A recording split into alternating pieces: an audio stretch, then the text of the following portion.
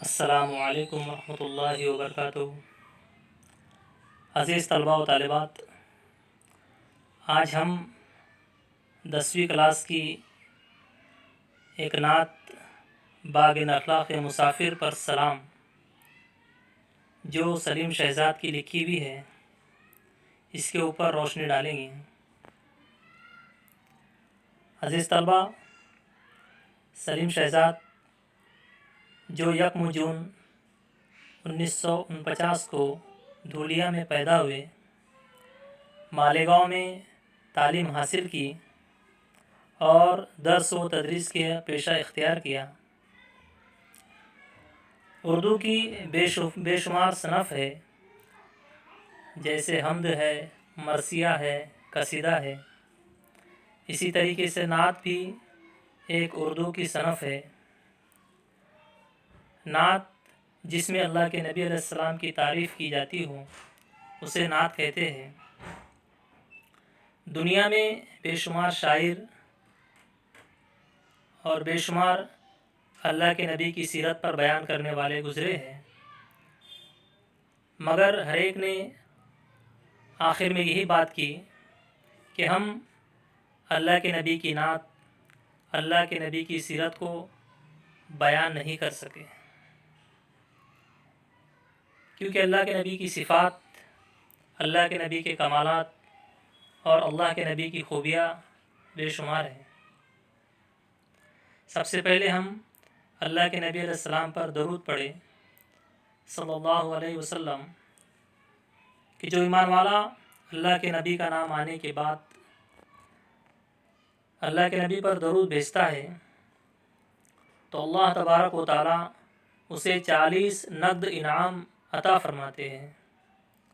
سب سے پہلے 10 نیکیاں اس کے نامہ اعمال میں لکھی جاتی ہے، 10 گناہ اس کے نامہ اعمال سے مٹائے جاتے ہیں، 10 رحمتیں اللہ پاک کی نازل ہوتی ہے اور 10 درجے جنت میں بلند ہوتے ہیں۔ سلیم شہزاد نے اس نعت میں طائف کے سفر کا پس منظر کھینچا ہے۔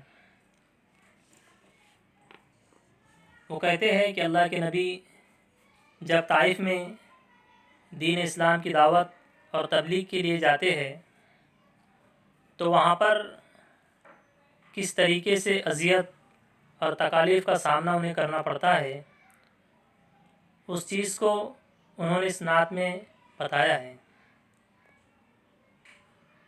اس کے تعلق سے مختصر بات میں عرض کر دوں کہ اللہ کے نبی جب طائف جاتے ہیں اور وہاں پر 3 بڑے سردار ان سے ملاقات کرتے ہیں اور 3 سردار سے جب گفتگو فرماتے ہیں تو پہلا سردار کہتا ہے کہ خدا نے تجھے ہی نبی بنایا تھا، تمہارے سوا خدا کو کوئی دوسرا نہیں ملتا۔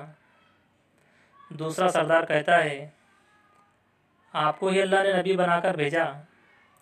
اور تیسرا کہتا ہے کہ اگر تو واقعی نبی ہے تو تیری بات سے انکار کرنا خطرے سے خالی نہیں۔ عزیز طلباء و طالبات، نعت پڑھ لینا اور اللہ کے نبی کی سیرت کو بیان کر دینا اور صرف سن لینا اور اس سے کانوں کی لذت حاصل کر لینا، یہ مقصد نہیں ہے، بلکہ اللہ کے نبی علیہ السلام کا ایک ایک عمل، ان کی زندگی کا ہر ایک پہلو ہم اپنی زندگی میں لانے کی فکر کریں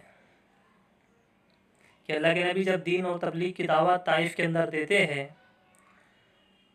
تو وہاں کے لوگ بڑی بے رخی سے آپ کو اذیت پہنچاتے ہیں اور وہاں کے آوارہ لڑکوں کو آپ کے پیچھے لگا دیتے ہیں کہ آپ کو بستی سے نکال دیں۔ اللہ کے نبی سخت دھوپ کے اندر ان تکالیف کو برداشت کرتے ہیں۔ وہ لڑکے اللہ کے نبی پر پتھر برساتے ہیں، یہاں تک کہ اللہ کے نبی کی جوتیاں خون سے رنگین ہو گئی، ان جوتیوں میں خون جم گیا، مگر اللہ کے نبی کبھی کسی کو برا نہیں کہا، کبھی بچوں کو گالیاں نہیں دی، بلکہ صبر سے کام لیا اور ایک باغ جس کا نام نخلا ہے وہاں تشریف لے گئے۔ اللہ تبارک و تعالیٰ نے پہاڑوں کے فرشتے کو آپ صلی اللہ علیہ وسلم کے خدمت میں بھیجا۔ اس فرشتے نے عرض کیا کہ اللہ کے نبی، اگر آپ مجھے حکم دیں تو میں ان پہاڑوں کے بیچ اس قوم کو کچل دوں۔ مگر اللہ کے نبی نے اخلاق کا وہ پہلو وہاں پر ظاہر کیا کہ اللہ کے نبی نے کہا کہ نہیں، اگر یہ ایمان نہیں لائے تو ان کی قوم، ان کی آنے والی نسل جو ہے وہ اسلام کو قبول کریں گی۔ اور اللہ کے نبی نے جو ہے یہاں پر اپنے اخلاق کو ظاہر کیا۔ ان اخلاق کو ہمارے اندر لانا ہے، کیونکہ اللہ کے نبی نے نہ گالیاں دی، نہ برا بھلا کہا، بلکہ اللہ کے نبی نے اللہ کے سامنے اپنی کمزوری اور بے بسی کو رکھا کہ اللہ میں کمزور ہوں اور آپ کمزوروں کے رب ہیں، آپ مجھے معاف فرما دیجئے۔ میں جو ہے اپنی شکایت اور اپنی کمزوری اور اپنی بے بسی آپ کے سامنے جو ہے ظاہر کرتا ہوں، آپ کمزوروں کے رب ہے۔ اور اللہ کے نبی نے جو ہے ان کے لیے دعائیں کی۔ اس نعت کا اصل مقصد یہ ہے کہ ہم جو ہے اللہ کے نبی کی سیرت کو اپنی زندگی میں لانے کی کوشش کریں۔